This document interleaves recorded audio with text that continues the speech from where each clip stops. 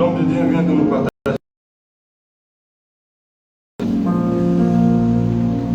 Bon, si je vais prier. Chacun de nous allons prier.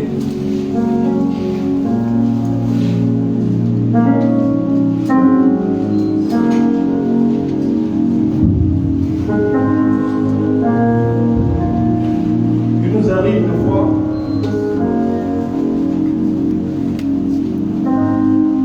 on se demande même est-ce que Dieu l'a connu.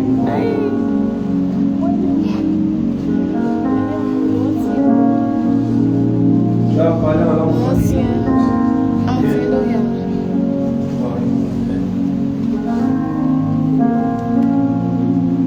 Je voudrais que chacun de nous commence à prier. La parole de Dieu est très forte. Elle est très forte. À celui qui est ferme dans ses sentiments, qui assure la paix. La paix de vous. Confiez-vous en l'Éternel à perpétuité. L'Éternel de vous et le rocher des âges. Quelles que soient nos difficultés, on va se confier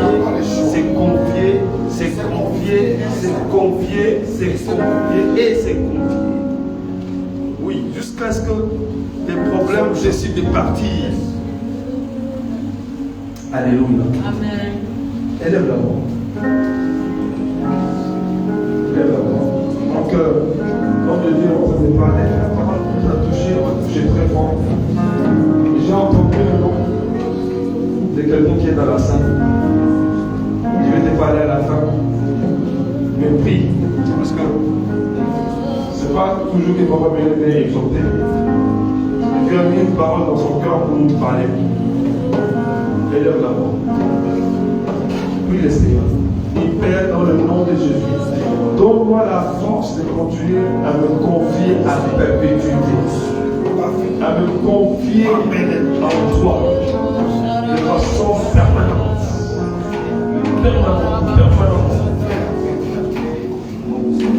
Et accorde-moi ta paix. Accorde-moi ta paix. Accorde-moi ta paix parfaite. Ta paix parfaite. Tu as besoin de paix, j'ai besoin de paix. Sans cette paix, on est perturbé. On a besoin de cette paix. Prie le Seigneur. Prie le Seigneur. Dans ton cas, dans ta situation, dans mon cas, dans le cas de l'Église, nous avons besoin de cette paix. Je me confie en toi, car tu es ma paix. Prie cette prière. Prie Seigneur, je me confie en toi, parce que tu es ma paix à perpétuité.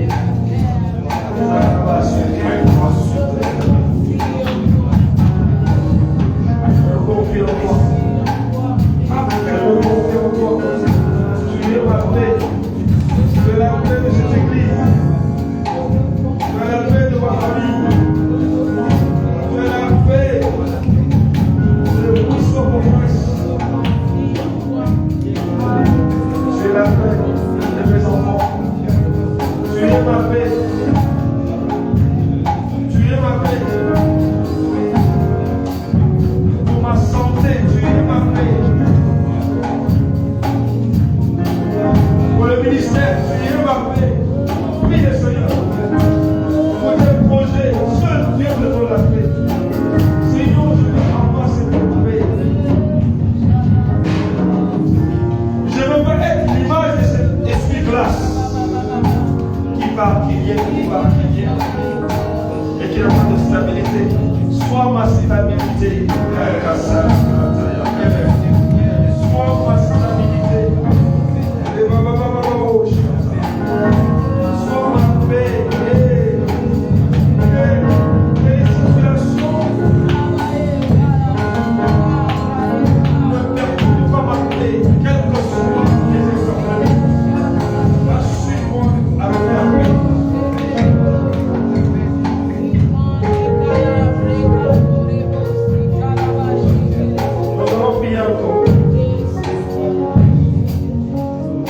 bien encore.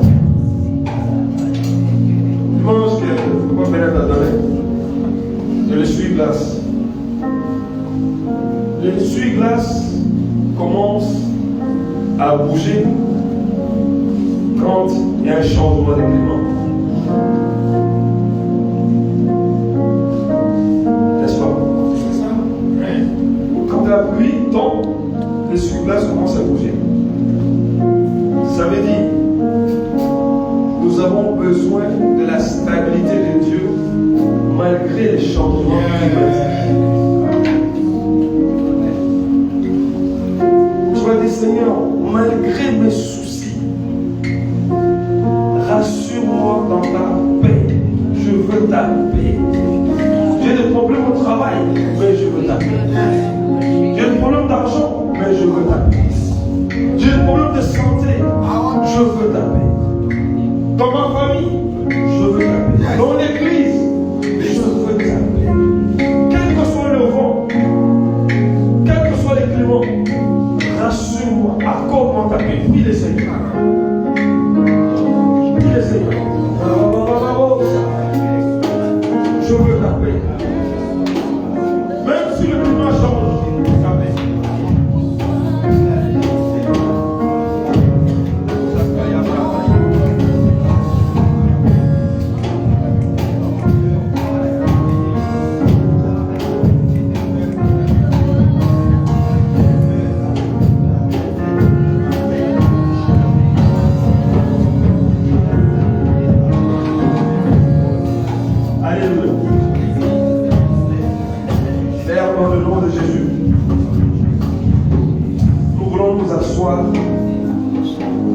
Dans ta présence. Pendant que nous allons asseoir, que ta paix nous fasse asseoir. Pendant que nous allons écouter ta parole, que ta paix nous laisse à être concentrés sur toi. Parce que les soucis du monde peuvent nous distraire, même si nous sommes ici. Nos pensées peuvent aller ailleurs. Mais ce soir, que ma pensée reste dans ta présence de paix. Remplis-moi de paix. Mon frère, ma soeur, remplis-nous de ta paix. Et que nous soyons pas seulement physiquement présents, mais aussi spirituellement présents. Sentimentalement présents. Émotionnellement présent dans ta paix. Au nom de Jésus. Saint-Esprit, parle-nous maintenant. Que toute la gloire te revienne. Amen. Amen. Venez vous asseoir. Amen. Alléluia. Nous vous saluons dans le nom de Jésus. Bonsoir. Que la grâce de Dieu et la paix de Dieu soient avec nous. Restons toujours en confiance. Alléluia. Ce soir, nous allons parler d'un thème qui parle toujours de l'autel. Parce que ici c'est un autel. Est-ce qu'il sait que ici c'est un autel? Ici c'est un autel. Amen. Amen. L'autel à l'Éternel est un accélérateur de destinée. L'autel à l'Éternel est un accélérateur de destinée. Alléluia. Qu'est-ce que nous venons de dire? L'autel à l'Éternel est un accélérateur de destinée. La vie est une question de destinée. Dès que nous naissons pour entrer dans notre destinée. N'est-ce pas? Donc, la vie est une question de destinée. Et c'est notre destinée qui est combattue. Parce que ta destinée fait de toi une étoile. Nous sortons de Dieu avec une destinée. une destinée glorieuse. Et c'est cette destinée qui est contestée par le diable. Et le diable va tellement torpiller la destinée au point que des fois, nous allons perdre confiance, comme il a dit tout à l'heure, sur Ésaïe 26. Nous allons perdre confiance de la destinée de Dieu pour nous. Nous sortons, quand nous naissons, nous sortons de la présence de Dieu avec une destinée. Et personne ne peut sortir de la présence de Dieu avec une destinée chaotique. Personne. Parce que ça ne peut pas représenter l'image parfaite de Dieu. Amen. Donc Dieu engendre des hommes et des femmes et destinés selon son image. Le décalage, c'est que quand nous naissons et que le diable voit notre étoile, il vient pour voler notre étoile. Et c'est là où le combat se passe. Mais nous devons toujours et toujours réclamer notre destinée glorieuse. Quel que soit ce qui se passe, comme Ésaïe 26 vient de nous dire, nous ne devons pas perdre confiance. Dis à ton voisin, ne perds pas confiance. Nadège, dis à ta voisine, elle s'appelle Grâce. Dis-lui, Dieu, ne perds pas confiance. Dieu. On est à dire à ta soeur, ta petite soeur, Joyce, ne perds pas confiance. Amen. Amen. Parce que tu es une destinée glorieuse. Amen. Dis, je suis une destinée glorieuse. Je suis une destinée glorieuse. Alléluia. Amen.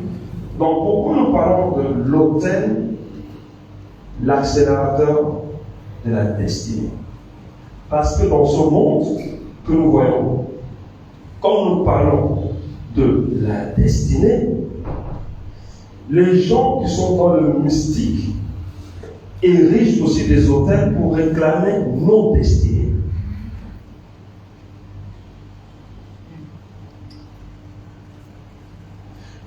Les gens qui consultent les choses mystiques voient ta destinée. Si ta destinée était useless, ils ne vont pas s'occuper de ton cas. Mais parce que notre destinée est glorieuse, ils sont à la recherche de l'étoile que nous portons. Toujours. C'est pour ça que nous aussi, toujours, nous ne devons pas abandonner la prière. Nous ne devons pas abandonner ni perdre la foi dans ce que nous sommes selon Dieu. Chacun de nous doit arriver à un point où nous devons comprendre que nous ne sommes pas n'importe qui. En fait, tu n'es pas ton frère, tu n'es pas ta soeur, tu n'es pas ton papa, tu n'es pas ta maman. Tu es unique en ton genre selon la gloire que Dieu a dit que tu es selon l'image de Dieu. Même pas jumelle. Alléluia. Donc, étant donné que nous sommes ces destinés et que tout au long de notre vie, nous devons vivre selon cette destinée de Dieu. Mais pendant que nous vivons sur cette terre a déjà été corrompue. Donc nous naissons dans des problèmes. Que tu le veuilles ou pas, que je le veuille ou pas, nous sommes nés et nous avons trouvé déjà des problèmes. Nous avons même été engendrés dans des problèmes, conçus dans des problèmes. Mais la destinée de Dieu, je dis à quelqu'un ce soir, demeure. Alléluia. Ce que la main de l'homme a fait ne peut pas changer ce que la main de Dieu a fait. Alléluia. Amen. Dieu nous voit comme une destinée éblouissante. Amen. Une destinée de joie, une destinée de gloire, une destinée merveilleuse. Je voudrais que chacun de nous soyons encouragés, s'il vous plaît. Parce qu'il y a tellement de problèmes. Énormément de problèmes. Et les problèmes nous assaillent. Et nous assaillent de sorte que nous perdons la vue. Nous commençons à voir au flou. Pas d'argent. Problème de santé. Trahison par des amis. Problème de voisinage. La pluie tombe, l'eau qui rentre dans ta maison. Tu vas à l'école, dans l'école, elle va payer. Tu veux payer ton loyer, c'est pas payé. Des problèmes sur des problèmes, pourquoi? C'est pour combattre ta destinée. Alors, Satan, maintenant, propose des solutions pour que les gens abandonnent la voie de Dieu et suivent la voie facile. Parce qu'il recherche notre destinée. Pour que Satan soit fort, il faut qu'il vole les destinées de ceux que Dieu a créés. Alléluia. La preuve, c'est que Moïse naît avec une grande destinée, le diable vient voler sa destinée. Jésus naît avec une grande destinée, le diable vient pour voler sa destinée. Jésus et les parents ont dû fuir pour aller en Égypte, réfugiés en Afrique. L'Égypte, c'est l'Afrique. Les gens qui pensent que Dieu est un Dieu juste des Blancs et qui n'est pas pour les Africains. Jésus est venu loger en Afrique. L'Afrique a une destinée grande et glorieuse. Si tu es africain, dis Amen. Amen. Comme moi, je dis Amen. L'autel à l'éternel. Un accélérateur de destinée. Ça veut dire que la destinée est déjà établie. Amen. Donc, les mystiques voient la destinée, donc ils convoitent la destinée. Et ils proposent des choses. Viens faire ça, tu vas avoir ça, viens faire ça, tu vas avoir ça, viens faire ça, tu vas avoir ça. Et les gens sont dans l'aveuglement qu'ils sont prêts pour aller donner n'importe quoi pour avoir n'importe quoi. Et qui n'est pas permanent. Donc Dieu a dit, soyons en confiance avec Dieu de façon permanente. Alléluia. Nous allons prendre Genèse chapitre 12. Rappelle-toi, il est question de l'autel. Le monde dans lequel nous nous trouvons, c'est un monde qui est fondé par Dieu.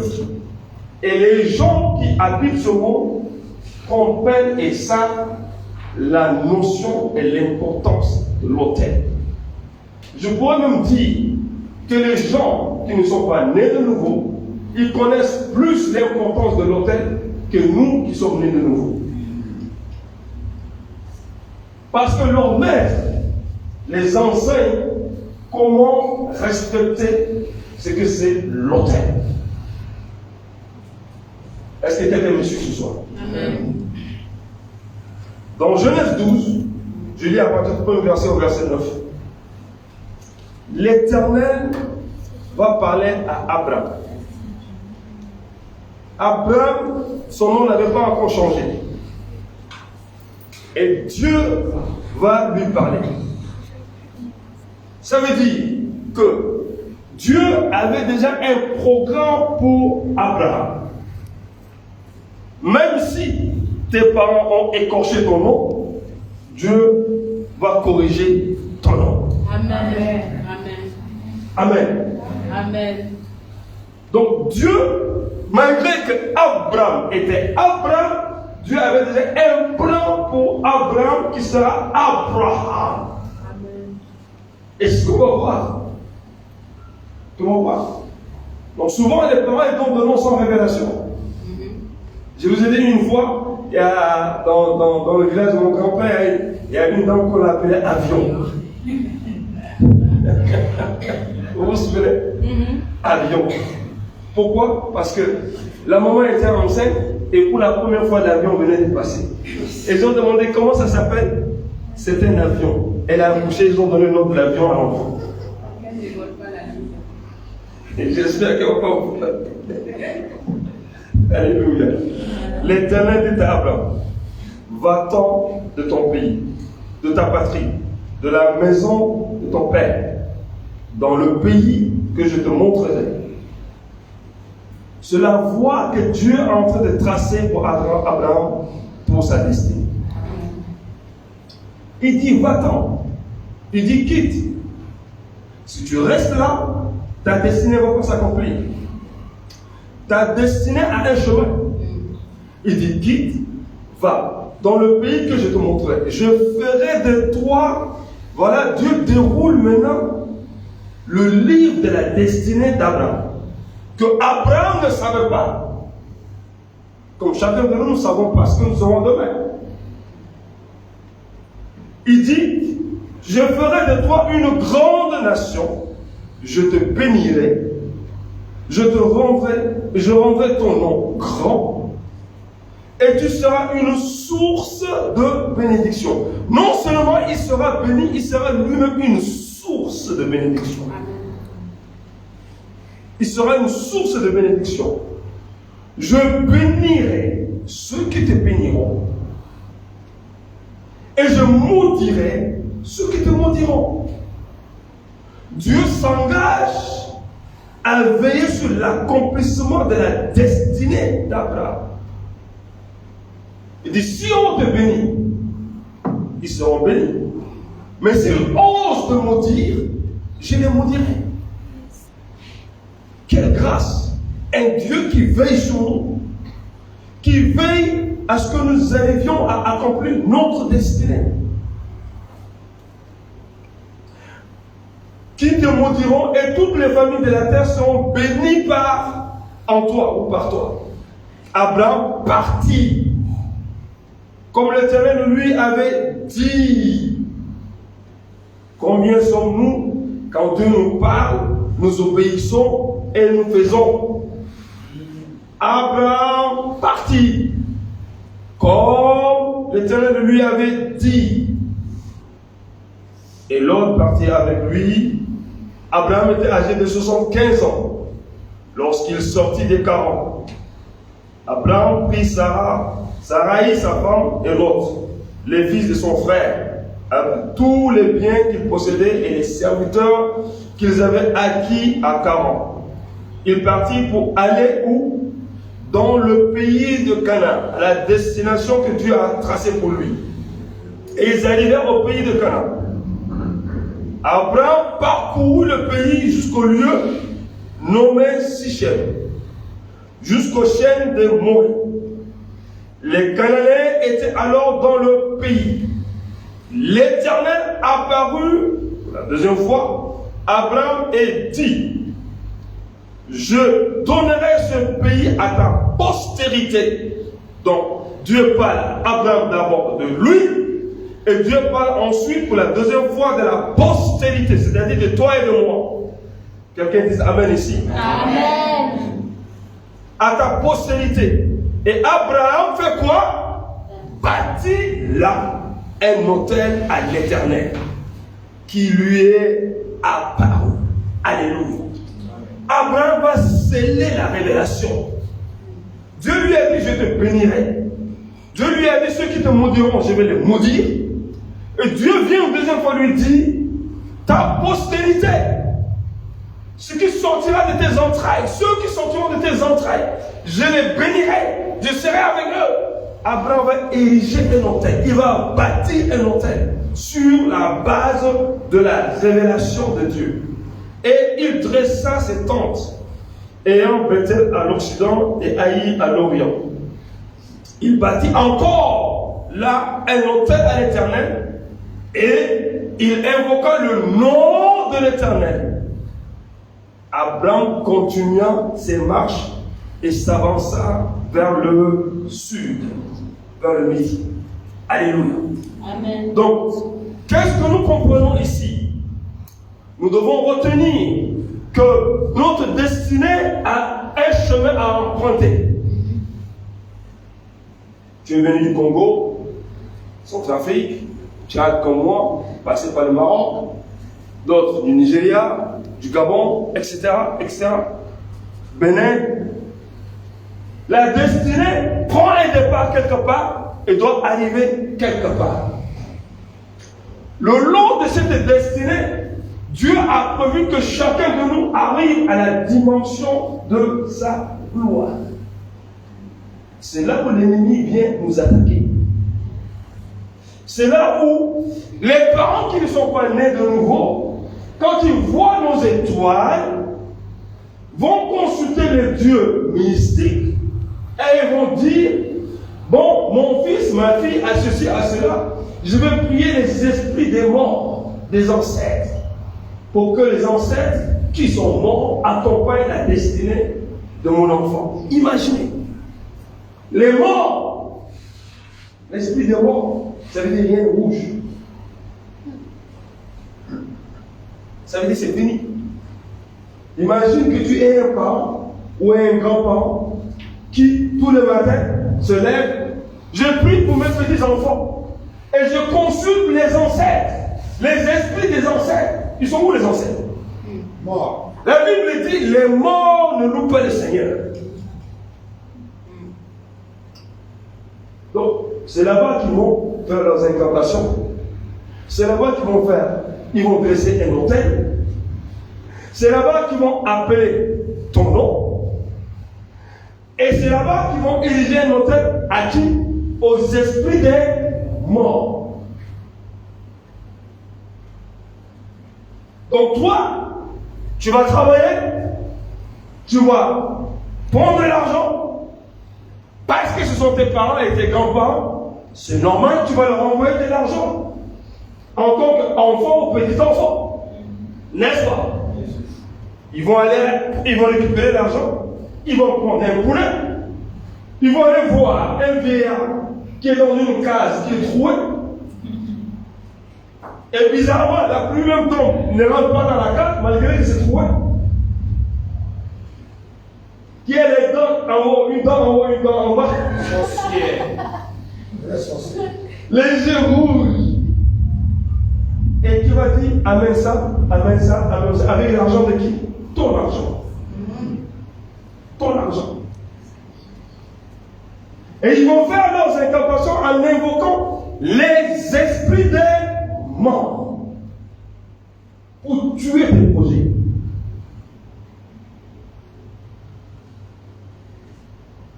Faisons attention à qui nous envoyons nos ressources. Je priais un jour avec quelqu'un, il n'y a pas longtemps. Et pendant que je priais avec la personne, l'Esprit de Dieu m'a dit, dis à la personne d'arrêter d'envoyer de l'argent à la famille. Et comment je peux donner cette révélation? Comment je peux donner cette révélation? C'est compliqué. Comment je peux lui dire n'envoie pas l'argent à ta famille? Mais je donnais la révélation par la foi. Mais à l'intérieur de moi, j'étais pas convaincu.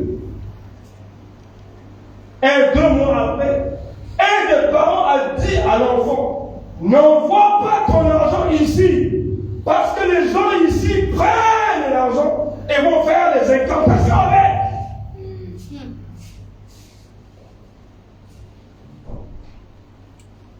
Dieu ne ment jamais. Amen.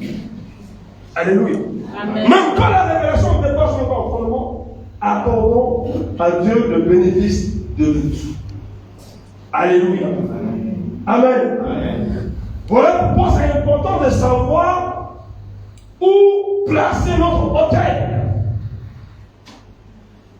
Où placer notre autel. À qui l'autel? C'est pour ça que je l'ai intitulé par l'autel à l'éternel. Un catalyseur. Un accélérateur de destinée. Quand nous parlons aux chrétiens, amenés à l'autel de Dieu vos semences, qu'est-ce qu'ils disent aujourd'hui? Les pasteurs sont des voleurs. Parce que c'est le plan du diable que les enfants de Dieu ne prospèrent pas.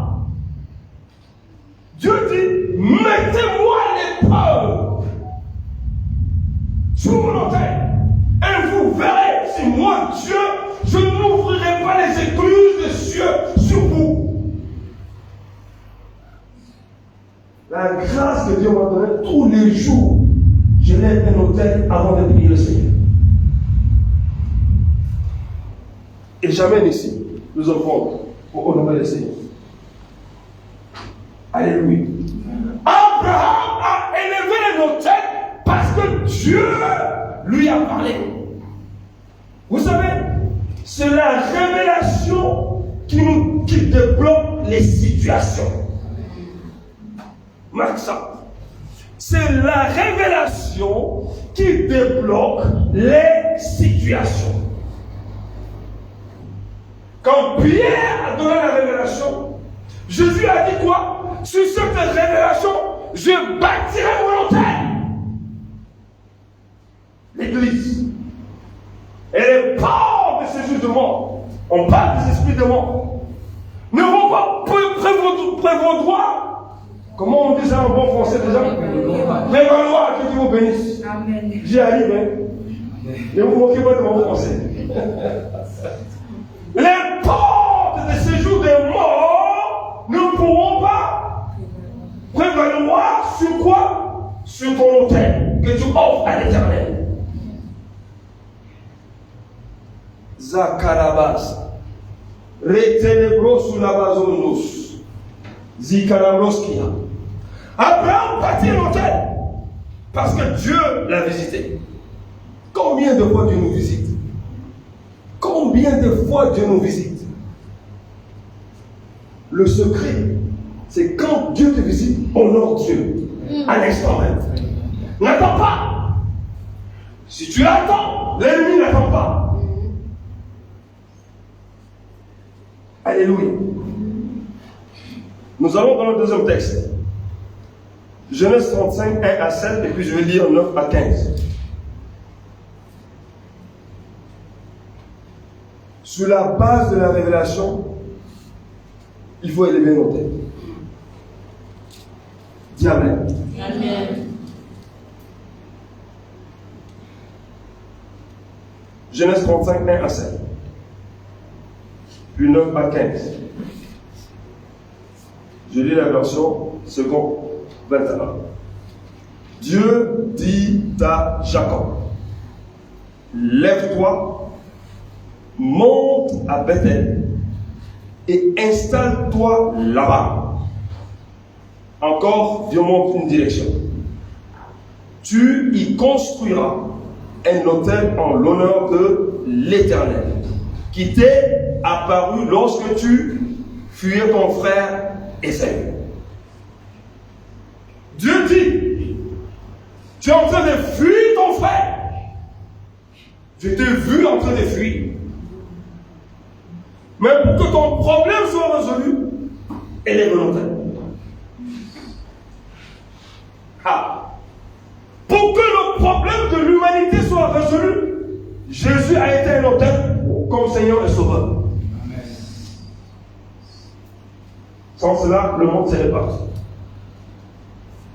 Élève l'autel.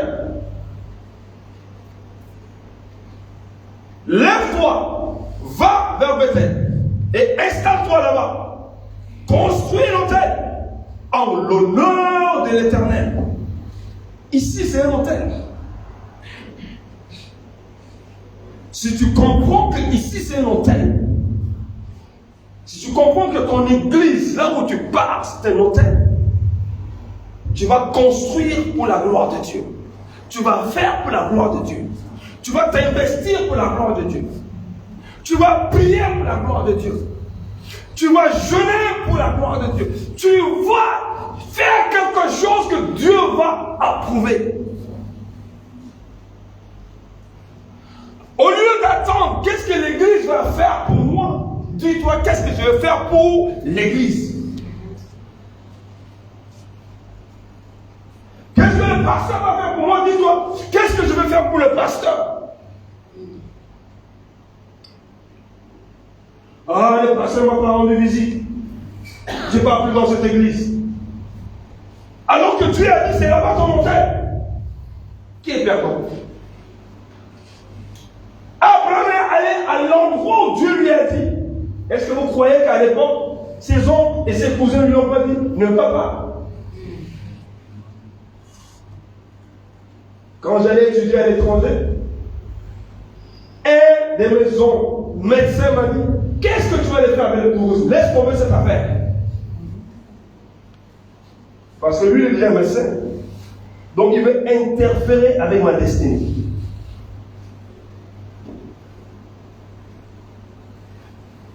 Alléluia. Amen.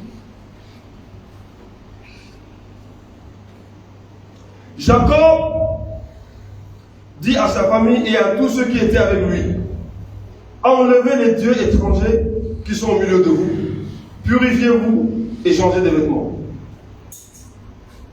Amen. Amen.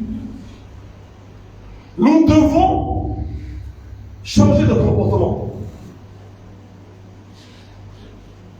Nous devons changer de comportement. Pour élever un autel, comment on va changer de comportement? Arrêtons déjà de critiquer les gens. Changeons de comportement. Dis à ton voisin, change de comportement.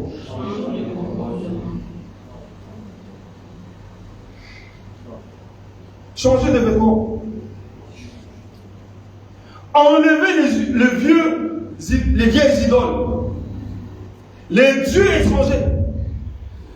Il y a des gens qui sont nés de nouveau et qui continuent à avoir peur des dieux de leurs ancêtres que leur grand-mère, leur grand-père est en train de continuer à servir. Ah, attention, hein. Ces choses-là, attention. Ils sont forts, hein. Est-ce que Dieu? Ils sont forts. Est-ce que Dieu? Ils sont forts. Tu sais à quel Dieu? Tu sais à quel Dieu? Ah, tu sais. Donc nous faisons la publicité de leur Dieu. Pendant que eux, ils ne feront jamais la publicité de ton Dieu. L'instant où tu dis, attention, leur Dieu est très fort, et que tu es en train de parler de leur Dieu, tu es en train de décevoir ton Dieu.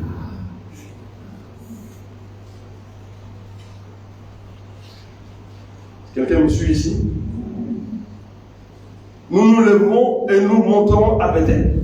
Là, je construirai un autel en l'honneur de l'Éternel qui m'a répondu lorsque j'étais dans la détresse.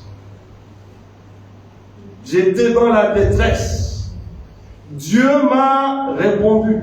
Je vais élever un autel parce que j'étais dans la détresse. Combien de fois nous étions dans la détresse, on a jeûné, prié, supplié Dieu. Dieu nous a sortis de la détresse et on a oublié l'action de grâce qui est d'élever un autel à l'Éternel. J'étais dans la détresse. Dieu m'a exaucé. Je réponds par un autel. En l'honneur, pas des noms. Imaginez à l'époque, tu vas ériger une stèle, tu vas mettre des pierres, tu mets ton autel, tu amènes ton mouton, ton bœuf, tu brûles, ou bien le feu descend en haut et tu t'en vas. Ce sont les oiseaux là, les chamois, qui vont venir bouffer ça. Mais tu ne vas pas dire, hein? Mais pourquoi ils sont en train de manger mon mouton? Tu ne vas pas dire ça. Ils s'en vont, ils laissent. Mais aujourd'hui, tu vas amener 500 francs ici. Vous dites, j'ai donné 500 francs. J'ai donné 500 francs. Chaque dimanche, je donne 500 francs. Je ne sais pas qu'est-ce qu'ils font avec mon argent.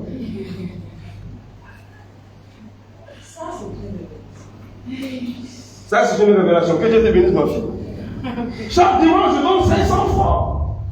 Et maintenant, tu vas commencer à faire le compte. Avec qui tu fais le compte? Ça veut dire que tu ne sais pas à qui tu donnes. Alléluia. C'est comme si ceux-là qui ont élevé l'autel, ils ont mis le mouton dessus et ils sont partis. Et après, ils reviennent et disent au vautour, hey, vous êtes en train de manger mon mouton. Où sont les restes? Il n'y a que les autres qui vont rester là-bas.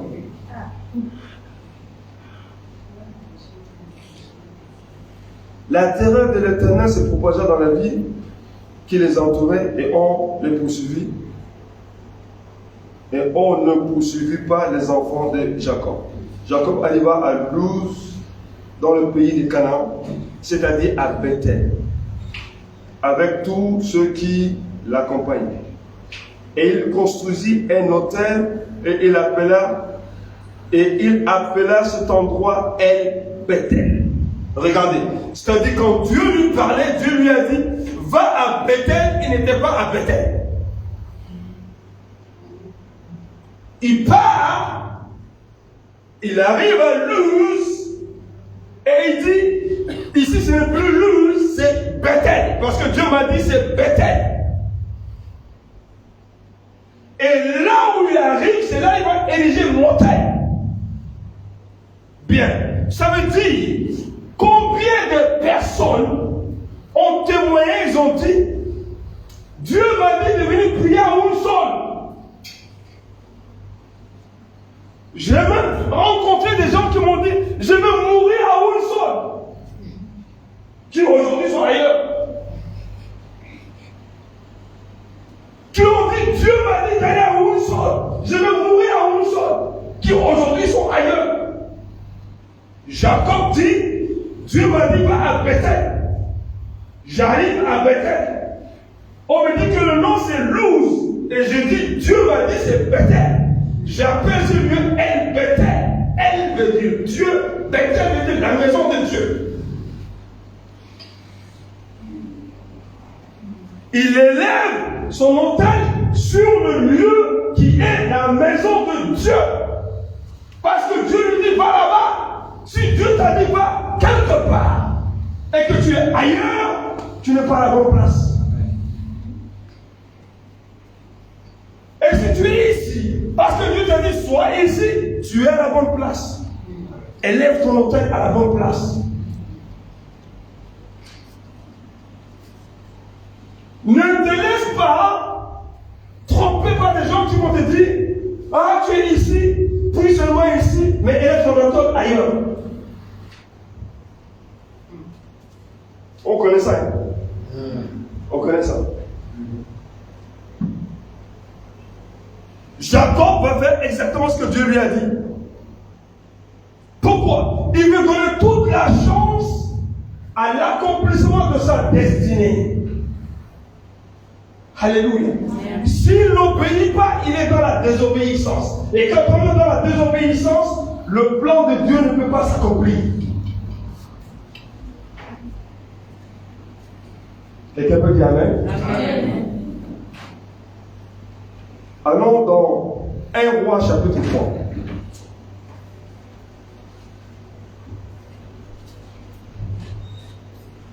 Un Roi chapitre 3. J'ai besoin de quelqu'un pour m'aider. Nous allons lire à partir de verset 3. 1 Roi chapitre 3. Verset 3 à 15. S'il vous plaît. 1 Roi chapitre 3, verset 3 à 15. Rakasanabanus. Attends. Karabanzo.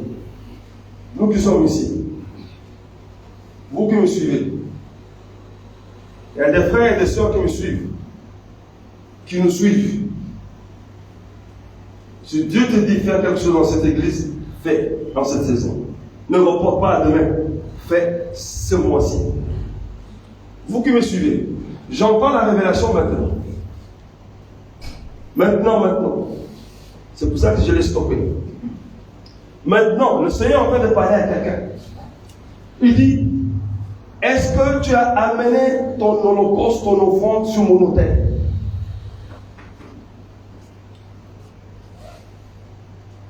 Tu veux faire un pas pour aller de l'avant? Commence par ce que Dieu a dit. Si Dieu a dit mets un climatiseur, mets un climatiseur. Si Dieu a dit achète 2 chaises, achète 2 chaises. Si Dieu a dit amène du riz ou des vêtements, amène. Élève un autel.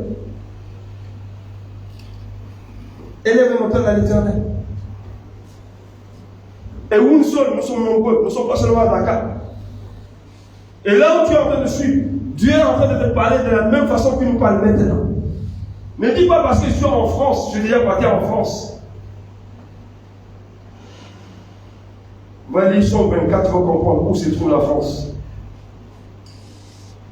Ou bien aux États-Unis ou au Canada. La terre appartient à Dieu.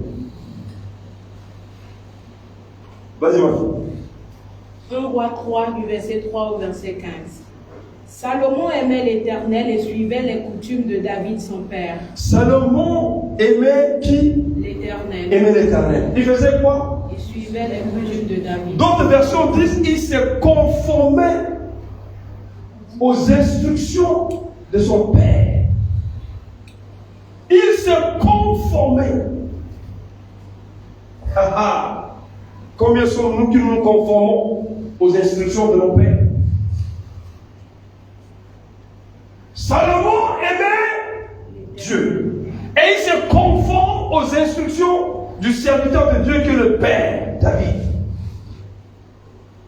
Vas-y.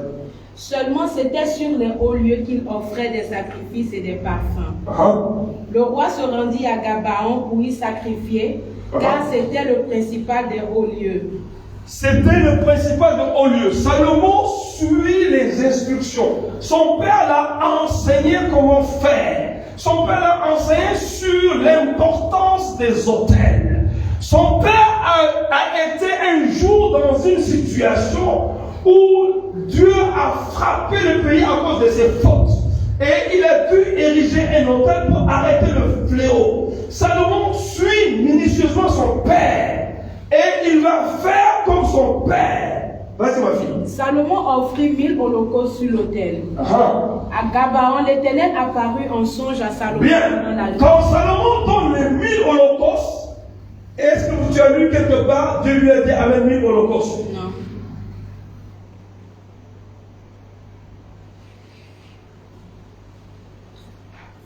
Il a décidé de sa propre résolution d'aller offrir à Dieu qu'il aimait. Salomon aimait l'Éternel. Salomon aimait l'Éternel. Et si tu aimes quelqu'un, si tu aimes quelque chose, tu lui donnes ce qui a de la valeur. Salomon aimait l'Éternel. Il va offrir 1000 holocaustes. Voilà la conséquence. Vas-y. Et Dieu lui dit, demande ce que tu veux que je te donne. Après qu'il a offert l'holocauste, qu'est-ce qui s'est passé? Dieu se révèle à lui. Est-ce qu'il savait que Dieu allait se révéler à lui? Même pas. Il part parce qu'il aime Dieu. Il donne à Dieu. Il offre à Dieu. Et Dieu maintenant va apparaître. Dieu va le visiter. Nous entendons souvent les témoignages des gens qui disent: un jour j'étais dans telle réunion de prière. Le prédicateur a prêché. Le Saint-Esprit m'a touché, je fais ça. Un mois après, j'ai obtenu ça. Alléluia. Dieu lui pose la question. Vas-y, ma fille. Et Salomon répondit, tu as traité avec une grande bienveillance ton serviteur David, mon père, parce qu'il marchait en ta présence dans la fidélité, dans la justice et dans la droiture de cœur envers toi. Tu lui as conservé cette grande bienveillance et tu lui as donné un fils qui est assis sur son trône, comme on le voit aujourd'hui. Mais Salomon est reconnaissant envers Dieu pour ce que Dieu a fait pour son père. Oh yes. Aujourd'hui, un père a prié pour toi. Tu as reçu le Saint-Esprit, tu as parlé à l'âme, tu es devenu au-dessus de ton père. Fini. Tu deviens le père et le père devient l'enfant. Salomon dit à Dieu, si je suis là où je suis, c'est parce que je respecte mon père qui te respecte. Et c'est grâce à la grâce que tu as sur mon père et que moi, j'honore mon père que tu m'as positionné. Je n'ai même pas les qualités requises. Je ne suis pas digne. Je n'ai pas de profil. Je ne mérite pas la place que j'ai maintenant.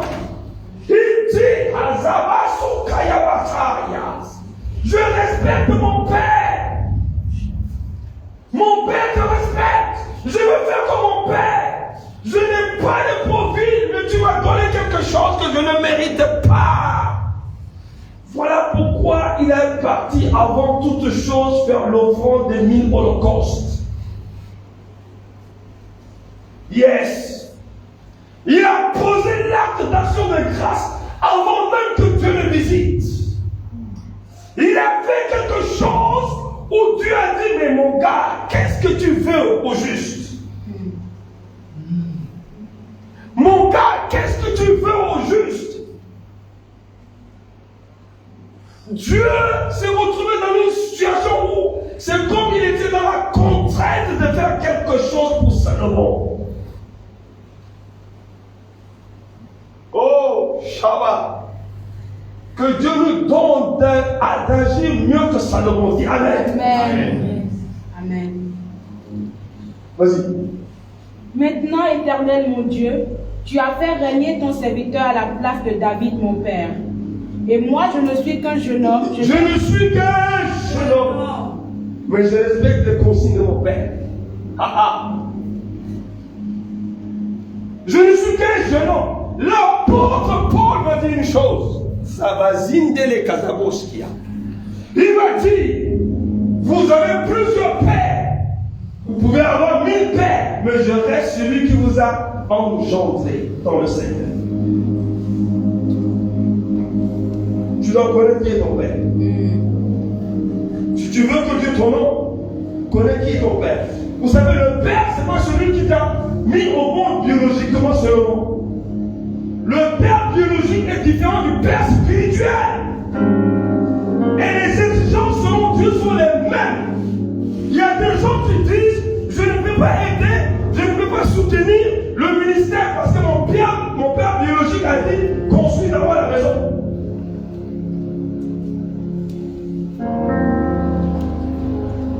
Donc tu viens dans la maison de ton père spirituel. Tu es dans la maison de Dieu. La peinture est en train de tomber. Les climatiseurs ne marchent pas. Oh! La chaleur des gens transpirent. Mais tu viens et tu calcules pour faire pas plus d'une heure de temps. Parce que tu ne peux pas subir cette chaleur. Et l'argent est dans ta poche pour aller construire ailleurs. J'ai connu quelqu'un, un ami à moi. Chaque fois, je lui parlais de Jésus. Un Français, un homme d'affaires. Je connais cet homme. Vous savez ce qu'il m'a répondu? Même ma grand-mère est chrétienne. Je lui dis, je ne parle pas de ta grand-mère. Dans ta vie à Dieu. Il dit, toi tu es toujours en train de dire Dieu, Dieu, Dieu, Dieu. Mon argent est pour mon enfant. Quand on faisait des programmes pour l'église, que je l'interpellais, il ne voulait pas donner de l'argent, il ne donnait jamais. Un jour, pendant que nous sommes séparés, 24 heures avant, je l'appelle le deuxième jour, le téléphone sort dans le vide. Je l'appelle, ça sort dans le vide. Je l'appelle, ça sort dans le vide. Sa femme décroche. Je lui dis, passe-moi mon ami. Il me dit, elle me dit, tu n'es pas au courant. Je dis au courant de toi. Il m'a dit, il n'est plus là. Il n'est plus là. Si nous ne donnons pas à Dieu le diable d'enfant, je vous dis la vérité. C'est biblique. Qu'est-ce que nous donnons à Dieu? Qu'est-ce que, quand tu viens à Chakabazanda, avant de venir dimanche à l'église, fléchis les genoux, prie Dieu, Seigneur, je vais t'amener une offrande conséquente. Prépare ça. Dieu va lever quelqu'un qui est à 1000 km, va te dire, donne-moi ton nom complet, il va te faire un virement. Parce que tu es en train de chercher l'intérêt de Dieu. Yes! Salomon il n'a fait aucune prière. Il s'est levé, il est allé sur l'autel, il a mis 1000 holocaustes. Il n'a pas dit un seul mot. Et il est parti. Dieu dit, ça c'est trop pour moi. Dieu vient le voir la nuit. Dieu lui dit, mon gars, qu'est-ce que tu veux que je fasse pour toi?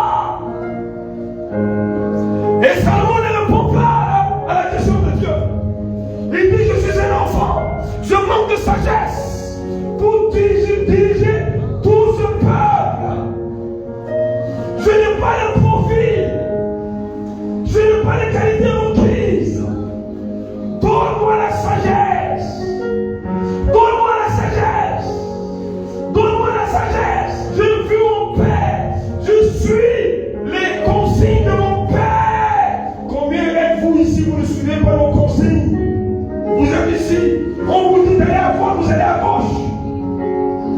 On vous dit d'aller à gauche, vous allez à droite. On vous dit oui, vous dites non, on vous dit non, vous dites oui. Salomon s'accoutumait aux instructions de son père parce qu'il doit accomplir sa destinée.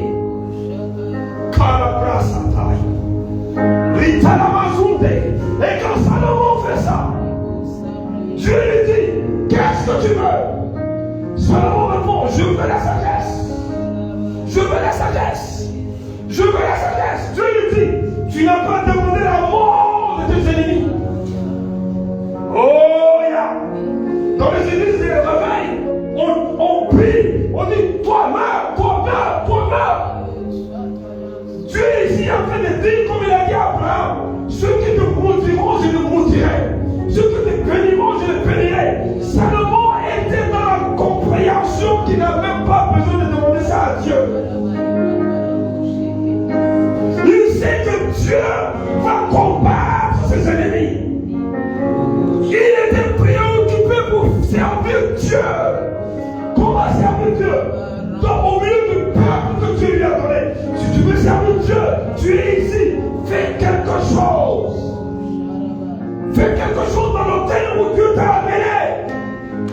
Fais quelque chose, mon frère. Fais quelque chose, ma fille. Fais quelque chose.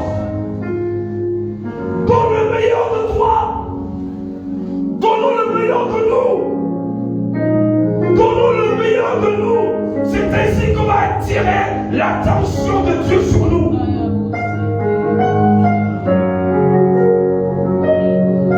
Donne sans même ouvrir ta bouche. Donne avec une prière qui est silencieuse. Avant de formuler ta prière, Dieu va répondre à ta prière. Et Dieu te dit à Salomon, parce que tu n'as pas demandé ça, parce que tu n'as pas demandé ça, parce que tu n'as pas demandé ça, je te donne ce que tu m'as demandé et je te donne ce que tu n'as pas demandé. Je te donne ce que tu n'as pas demandé. Je te donne, Dieu dit à Salomon, je te donne la Bible dit, tout le règne de Salomon était en paix. Voilà pourquoi il s'appelle Salomon. Shalom.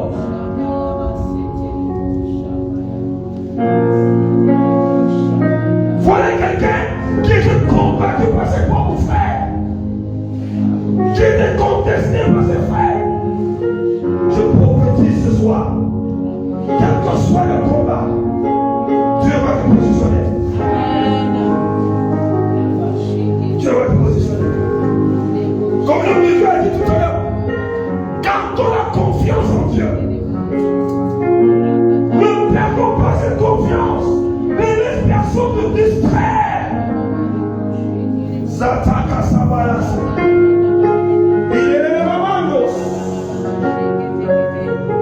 L'offrande de Salomon l'a propulsé dans sa destinée. Il est devenu l'homme qui a eu tellement de ressources que personne ne l'a eu jusqu'à aujourd'hui. Oh ya. Lève-toi, on va prier.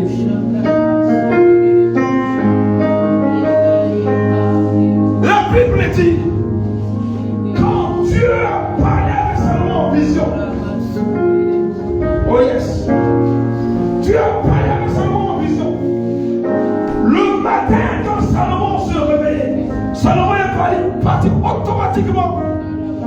l'arche de l'Éternel. Qu'est-ce que tu fais de tes visions? Va devant Dieu. Qu'est-ce que tu fais des prophéties que Dieu te donne? Va devant Dieu. Honore Dieu. Tu vas entrer dans le processus d'accélération de tes bénédictions. Tu vas faire un pas de géant dans ta destinée. Dieu va te catapulter. Qu'est-ce que nous faisons? Commence à payer. Jacob a fait ce que Dieu lui a dit. Va élève le terre. Il est parti élever. Abraham a fait ce que Dieu lui a dit. Va élève le terre. Ce que Dieu lui a indiqué comme adresse. Il est parti là-bas. Il est allé à l'adresse de Dieu. Les gens viennent dans cette église. Dieu m'a dit de venir ici. Dieu, Jésus que c'est Dieu t'a dit. 3 mois après, la personne n'est plus là. Alors c'est quel Dieu qui lui a dit? 3 mois après, tu as oublié quand Dieu t'a parlé. Et tu es ici. Ton argent, c'est pour acheter des chaussures. Regardez comment je transpire. On a juste le climatiseur ici. Vous qui suivez là. Oh yes. Investis pour le royaume de Dieu. Investissons pour le royaume de Dieu. Zabababa sundelelele babandos. Rikalabazia. La Bible parle de monsieur un païen. Matthieu chapitre 5. C'est un païen. C'est un romain. Le centenier, on ne connaît même pas le nom. On ne connaît pas son nom. La Bible ne mentionne pas son nom. Mais on nous dit qu'il a construit la synagogue pour le peuple de Dieu. Qu'est-ce que nous construisons pour Dieu? Qu'est-ce que nous construisons pour Dieu? Sortons de nos zones de confort. Le temps est arrivé pour construire pour Dieu qui est.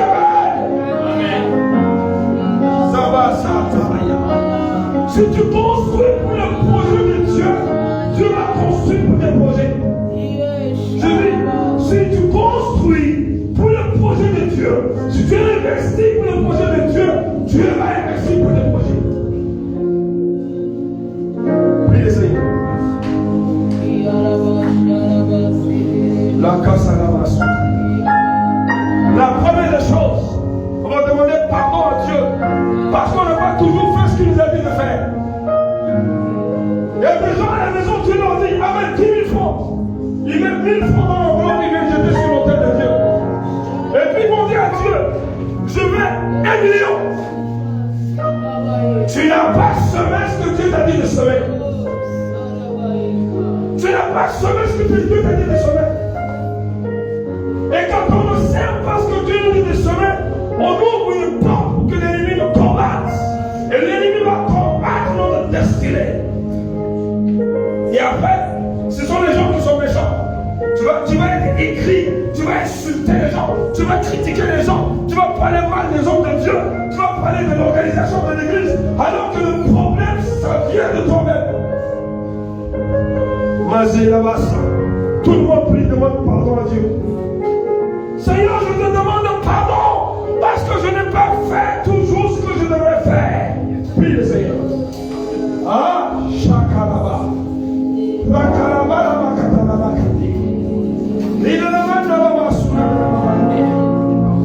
J'ai mis en priorité la vie de mes enfants, je te demande pardon.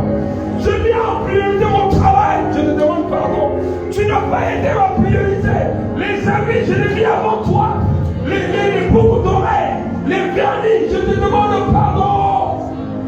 Les chaussures sont passées en priorité. Mes intérêts sont passés en priorité. Seigneur, pardonne-moi. Seigneur, pardonne-moi.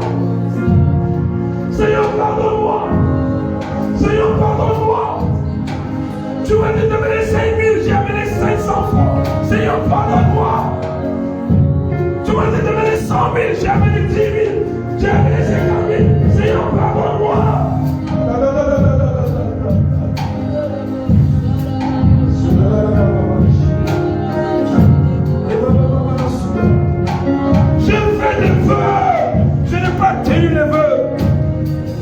Seigneur, pardonne-moi. Seigneur, pardonne-moi. Seigneur, pardonne-moi. Prie, prie, prie, prie, demande pardon à Dieu. Prions, demandons pardon à Dieu. Demandons pardon à Dieu. Seigneur, pardonne-moi. Dieu parle à tout le monde, même les enfants, Dieu leur parle. Vous, les enfants, qu'est-ce que Dieu vous a dit de faire que vous n'avez pas fait? Demande pardon. Tu as acheté avec l'argent de Dieu des hamburgers ou des pizzas. Tu es parti mettre l'argent de Dieu. Tu as acheté des pizzas avec. Et quand tu viens à l'église, tu vas jeter des pièces. Seigneur, pardonne-moi.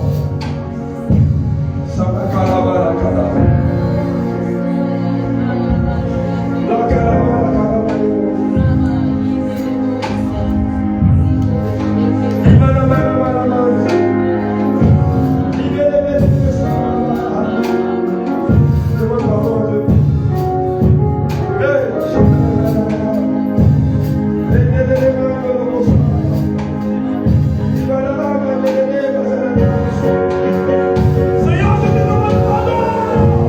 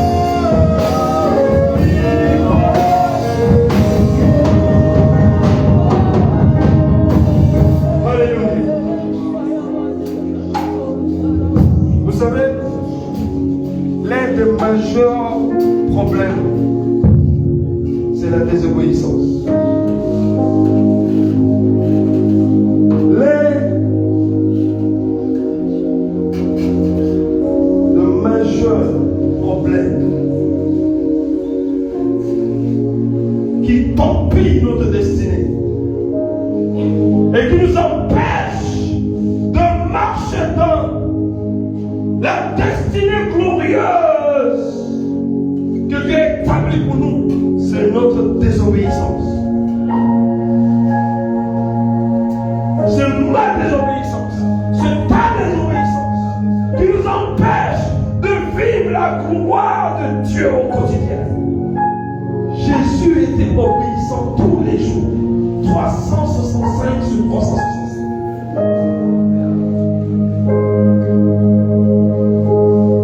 Toutes les fois que nous désobéissons à Dieu, nous sommes en conflit avec lui. La signification du péché, c'est la désobéissance. La désobéissance est synonyme du péché. Toutes les fois que tu désobéis à l'homme de Dieu, tu as péché. Toutes les fois que tu désobéis à tes parents, tu as péché. Toutes les fois que tu désobéis au leader de l'église, ton leader, tu as péché. Toutes les fois que je désobéis, j'ai péché. Et c'est une porte ouverte pour que l'ennemi torpille notre destinée. Tu vas dire à Dieu, donne-moi d'être obéissant. Et que je ferme la porte de l'ennemi par mon obéissance. Puis le Seigneur.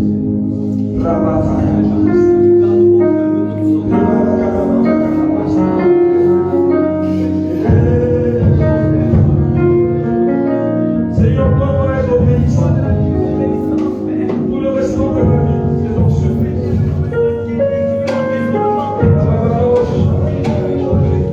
Et de faire ta volonté. Faire ta volonté. Faire ta volonté. Seigneur, je voulais être obéissant.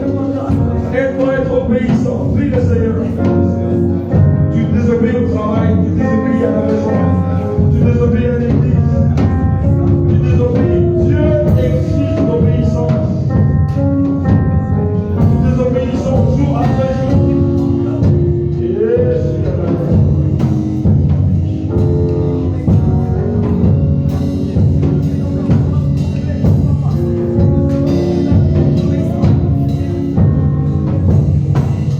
Nous allons terminer ici.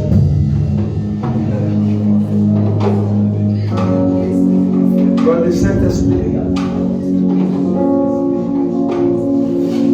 aide-moi à obéir.